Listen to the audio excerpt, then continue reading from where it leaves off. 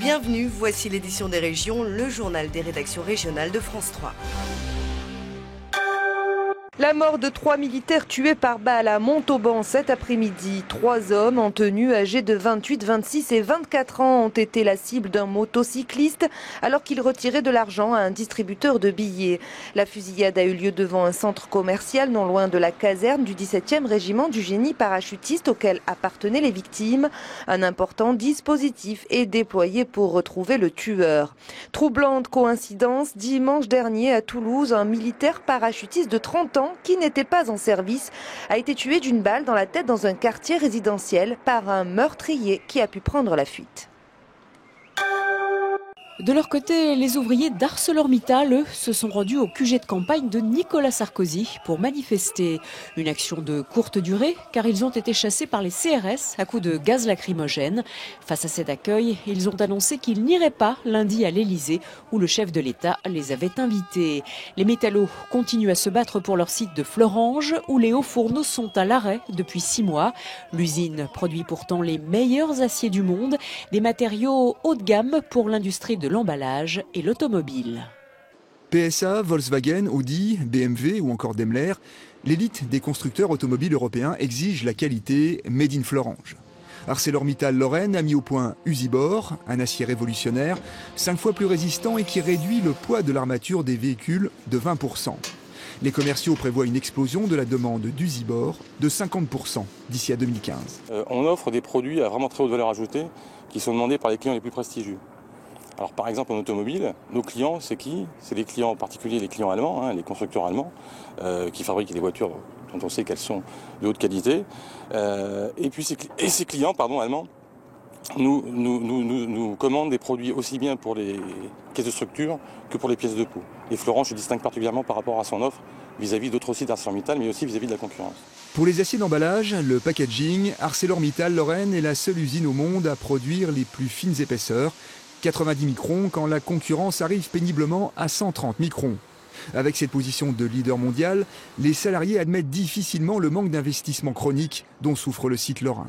On a aujourd'hui une Porsche en main, on la fait rouler au ralenti. De ce fait, la Porsche elle s'encrasse et puis on finira par dire on a fait exploser le moteur. On est vraiment dans cette démarche où on fait tout pour dire que le site il n'est pas rentable, pas performant, qu'il ne fait pas des beaux produits. Et à la finalité, on dira il faut le tuer. ArcelorMittal affirme son attachement à Florange, mais sa politique est difficile à suivre. Elle dit souffrir du manque de commandes, mais en a refusé pour les aciers d'emballage. Les sidérurgistes, eux, ne croient que ce qu'ils voient, et pour le moment, ils ne voient aucune politique industrielle claire pour pérenniser l'avenir des usines lorraines. La campagne présidentielle au rythme des entreprises en difficulté. Aujourd'hui, une délégation de représentants du transporteur Cernam, en redressement judiciaire, était reçue par des collaborateurs de François Hollande au QG du candidat socialiste avant de se rendre au ministère des Transports. Car il y a urgence, la Commission européenne vient de prendre une décision qui dégrade un peu plus leur situation. La décision, bien évidemment, de la DG Concurrence de Bruxelles qui vient de tomber, condamnant l'entreprise à devoir rembourser la somme de 642 millions d'euros alors qu'ils sont déjà exsangues, bien évidemment, prolonge encore un peu plus cette situation. De quoi démotiver les repreneurs potentiels. Géodis, filiale de la SNCF, est la seule entité à avoir déposé à ce jour une offre partielle de reprise de Cernam.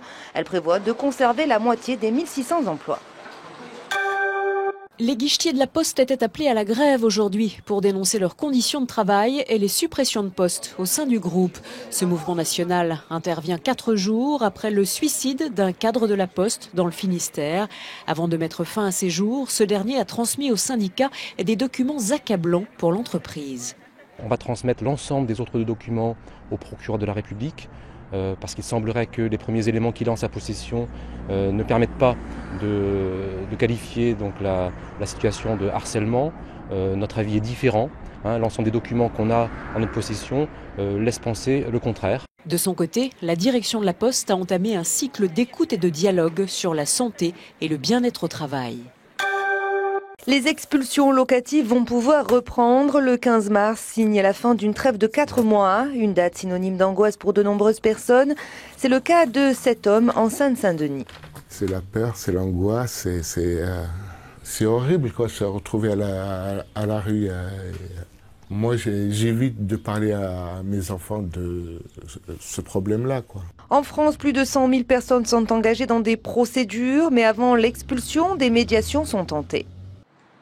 15 mars, fin de la trêve hivernale, mais journée ordinaire au tribunal. À l'audience du jour, et il y en a une par semaine, des locataires en tout début de procédure, d'autres tout près de l'expulsion effective.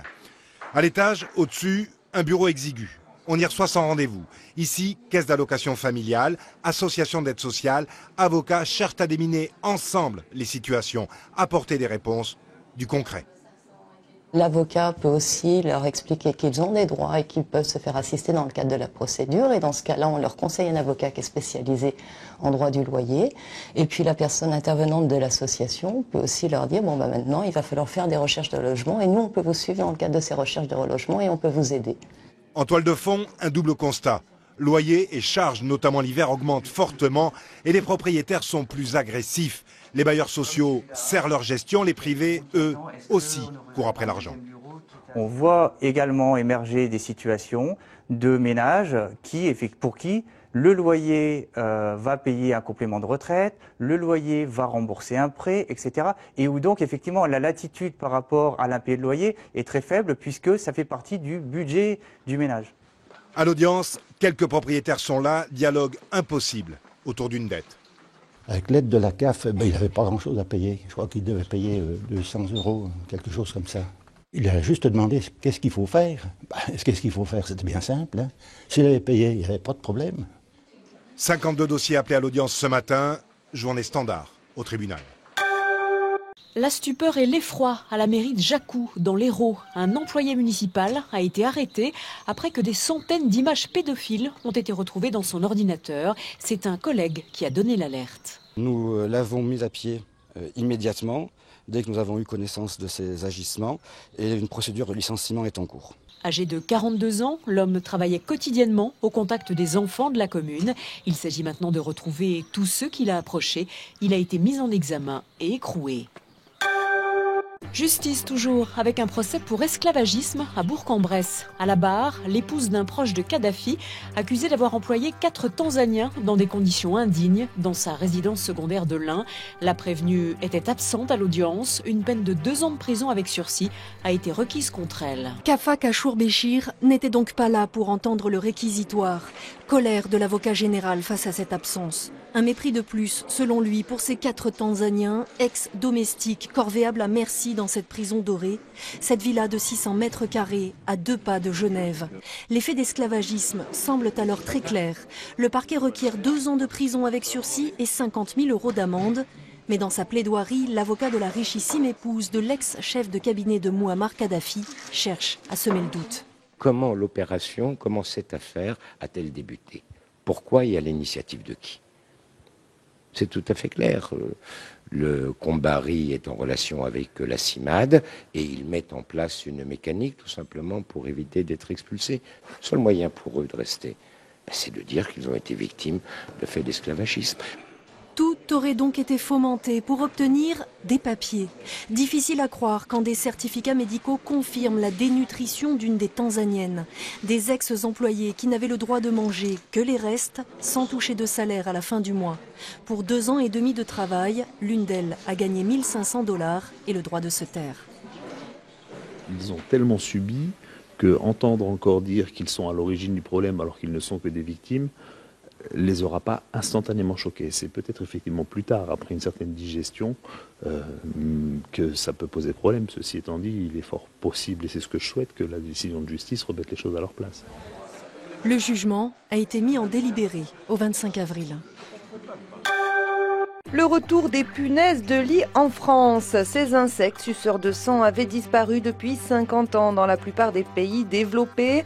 Mais aujourd'hui, les sociétés de désinsectisation doivent intervenir plusieurs fois par jour. C'est le cas notamment en Haute-Savoie, où vous allez voir que parfois l'invasion est importante. Scène de crime dans un appartement d'Annemasse. Voilà, vous pouvez voir où il y avait des posters et des affiches. Des traces d'insectes et des traces de sang coagulé. Les fautifs, ce sont ces petits insectes, des vampires de 4 mm. Non savants, Simex lectularius. On les appelle les punaises de lit, arrivées dans les valises des voyageurs. Elles se nichent dans les vêtements, dans les lits ou encore dans les prises électriques. Elles sont capables de pondre jusqu'à 500 œufs d'un coup. Leur nourriture préférée, le sang humain. Elle va piquer, donc elle va utiliser son rostre qu'elle relève de dessous son abdomen. Elle va anesthésier le point de piqûre. Et elle va introduire le rostre dans la peau. Et le repas est relativement long puisque c'est une dizaine de minutes. Des cas d'infectation majeure comme aujourd'hui, cette société spécialisée en traite en moyenne 3 à 4 par an. Il faut alors employer les grands moyens car la punaise de lit est tenace. Il y a des choses qui sont beaucoup trop infestées pour pouvoir les traiter. Donc on va les éliminer. Soit ils ne peuvent pas être désinsectisés. Et là, on va les positionner dans un camion réfrigéré à -30 pendant minimum 72 heures, qui va donc éliminer les punaises et leurs œufs. Depuis plus de 2 ans, la punaise de lit en Haute-Savoie est en recrudescence. Une invasion qui touche aussi bien les petits appartements que les grands hôtels. Actuellement, Dominique Aliment et ses chasseurs de punaises interviennent jusqu'à 3 fois par jour. L'inauguration du Salon du Livre, c'est ce soir à Paris, une édition marquée par Internet. Amazon numéro 1 de la librairie en ligne s'invite pour la première fois au rendez-vous des libraires. Une présence qui en dit long sur les nouvelles habitudes de lecture. De plus en plus de librairies indépendantes mettent la clé sous la porte. Chez Camponovo, tout est sous contrôle. C'est du moins ce que semblent affirmer ces affichettes apparues il y a quelques heures dans la devanture. Aux clients qui s'étonnaient de la baisse des stocks, la direction répond donc que l'enseigne est à vendre. À qui, quand et à quel prix social? Personne ne sait, personne ne parle. Une quarantaine d'emplois sont pourtant concernés. Décidément, le roman noir des librairies indépendantes n'a pas écrit son dernier chapitre. D'abord, il y a eu 7 écarts fermés, les sandales qui n'arrivaient plus à faire la paire, et aujourd'hui, les gourmands qui lisent trop de factures et en appellent à leurs clients pour passer un cap difficile. Je pense que si on n'avait pas les tripes ou la passion ou une sorte de foi un peu incompréhensible, oui, on arrêterait ou on ferait... Si on voulait devenir riche, de toute façon, on ferait autre chose. La crise, Internet, les tablettes, au rayon dramatique, tout le monde est à la page. Chez Siloé, rue de la Bibliothèque, ça ne s'invente pas. On cherche 200 000 € pour rester dans les petits papiers des lecteurs. C'est ça, pour rejoindre les espèces en voie de disparition. D'ici 5 ans, je pense qu'il y aura à peu près un tiers des librairies qui auront disparu. Et qui ne seront pas forcément les grandes librairies qui vont disparaître, mais parce que les grandes librairies sont en concurrence directe avec Internet. Alors que des petites librairies moyennes qui feront vraiment leur métier de conseil, dans leurs achats, dans leurs propositions et dans leurs conseils, auront toujours une place dans le marché du livre, je pense. S'il semble acquis que Camponovo reste malgré tout une librairie, le thriller n'est pas terminé. La suite au prochain tome, s'il en reste. Eddie Mitchell et l'oncle Charles dans la dernière comédie d'Étienne Châtillaise. Le film sortira sur les écrans mercredi prochain. Il a été présenté en avant-première près de Nantes. Le réalisateur du Bonheur est dans le Pré a expliqué pourquoi il a choisi les Pays de la Loire comme décor de son intrigue. 7e fortune du pays, tu te rends compte? Je leur dis que notre département recherche de descendance, dirigé par Corinne Beaujard, clerc de notaire, peut s'occuper du dossier. Cool, on va se faire de la bonne caillasse. Bah, faut d'abord la retrouver. Hein. Vu la photo, ça m'a surtout l'air d'être une belle petite garce. Oh, t'auras ta soupe quand t'auras cherché Louise Radiguet. Étienne Châtillaise signe une nouvelle comédie. C'est l'histoire d'une famille qui décide d'arnaquer un vieil homme seul et riche grâce à l'aide d'une notaire. Eddie Mitchell a été aussitôt conquis par oncle Charles. Pas en jouant, parce qu'on dans le jeu, on est dans le truc. C'est pas simplement une question d'amitié, c'est qu'Étienne m'a amené un beau sujet, avec un joli rôle, donc j'aurais été vraiment un imbécile de refuser. J'aime bien me servir de l'humour pour dénoncer. Il y a des gens qui se servent du drame, moi c'est plus de l'humour. Je crois qu'il n'y a qu'un distinguo. C'est d'une comédie on peut faire un drame et d'un drame on peut faire une comédie. Tout dépend comment on vise sa casquette sur la tête au départ. Il veut un héritier, on n'a qu'à lui en trouver un. Et qui va être l'héritier? Oh non, non, je te vois Le tournage a eu lieu l'été dernier. Le cinéaste qui apprécie la Vendée décide de poser ses caméras à Châlons. Elle est là. avec toute sa famille. Quel miracle de t'avoir retrouvé. On a trouvé la maison dans laquelle se réfugie la fausse famille, et qui était une maison un peu coupée du monde dans le Marais breton, et qui correspondait formidablement bien à ce qu'on cherchait. Donc on s'est basé dans cette région. Quant à Eddie Mitchell, il retournera à la chanson fin 2012. Le professionnel garde ses marques. Vous savez, le point commun qui est simple, c'est que quand vous êtes chanteur, il faut regarder la caméra, et quand vous êtes comédien, vous ne la regardez pas. Voilà. Pendant qu'il est encore temps. Putain, c'est vieux. Je crois que j'ai mal choisi mon moment pour faire une surprise.